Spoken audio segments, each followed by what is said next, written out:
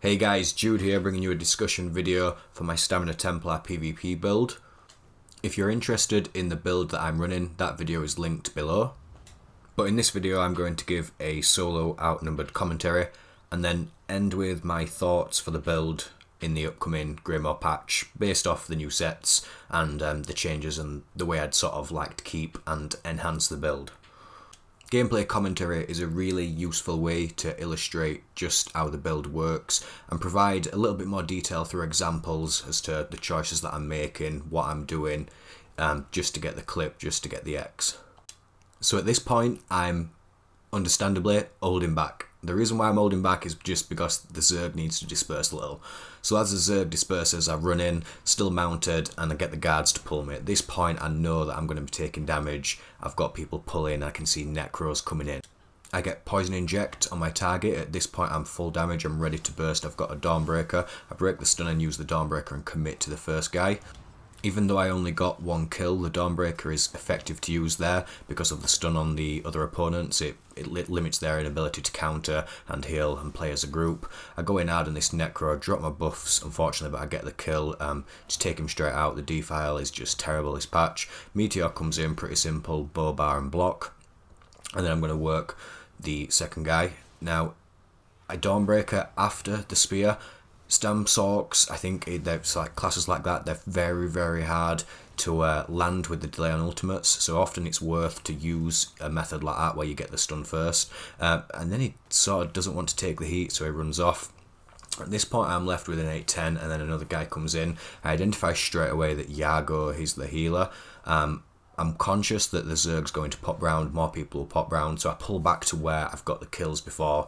That way I can control the fight. Power of Light, Spear, Jabs, and I know this kid's going to pop.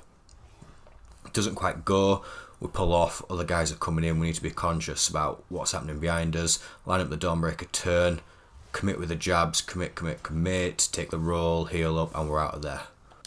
After the third kill, I notice another guy comes in, the fourth and fifth guy. I pull off to control the fight. The pet actually gets the stun, and that could have been really bad. Luckily, I knew I could control that with the Venom Arrow morph of Poison Inject Venom Arrow morph. This guy now runs. Now, at this point, I'm thinking he's weak, he's had enough. We don't want this, we've already lost a couple of runners in this fight. We drop buffs, but we managed to chase him down. Dawnbreaker and jab spam is basically enough, and then we need to retreat. We've got the guards on us, and we've got the last guy. So at this point we're still controlling the fight. If you notice, every time I run back, even though you could lose the clip there and they could not chase, it's still worth doing.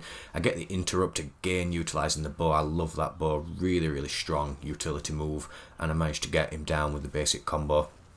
And the last guy that's left he's AFK, but he's worth taking all for the AP. This next clip is nothing special, it's just literally having something in the background to narrate, to be able to talk around next patch and the way I see this build going next patch.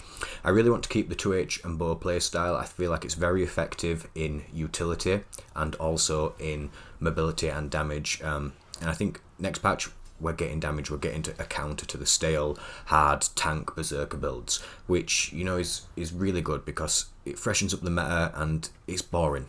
You want people to die in this game, you don't want tanks, you don't really, in PvP, want a situation where you're not going to be able to kill a guy. So I want to keep the 2H and bow playstyle for the burst of mobility. Two sets that I'm really, really looking forward to using next patch. Stuns, whatever you want to call it, the penetration set, it just looks mad. And it looks powerful, and I think they want to make new sets powerful as they drop in new content, just like with anything, you know, they want to sell a DLC, just like with New Moon Acolyte. But comparing them together, I feel like the pen is really going to help us against the strong tanky targets, and that'll create a shift in the meta.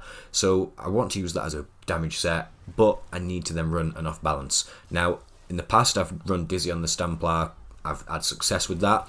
So the next video I may release, I'll be testing two ways to get off balance on the Stamplar. One is the magical morph of no, not the lance, the spear, the javelin, the one where you sort of spear towards them and your that's a Magicka cost, but that's a really effective way of getting off balance. The second choice, obviously, as I've said, is Dizzy Swing. So if I'm looking to use stuns, which I think is just going to be amazing, I want to definitely test those sort of setups. So that's the first thing I'm going to be doing.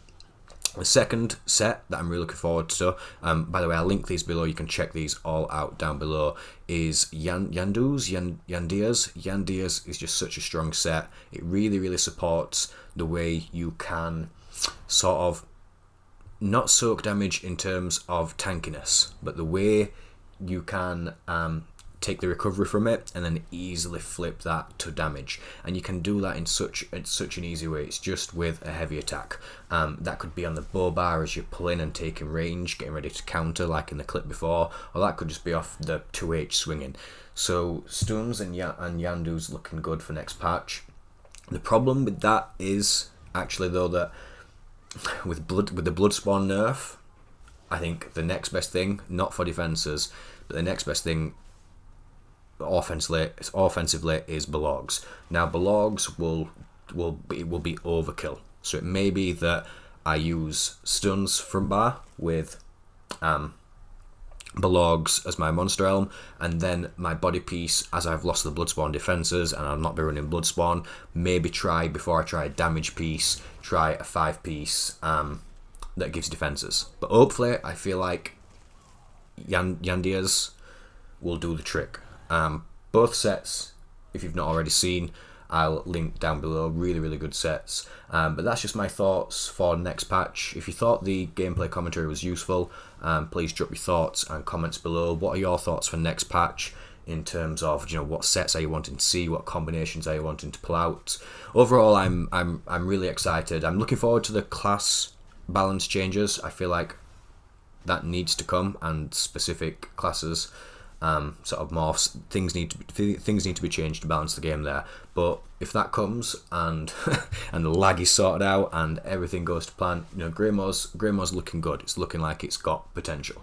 So that's it for this discussion video, guys. Take it easy. Judas out.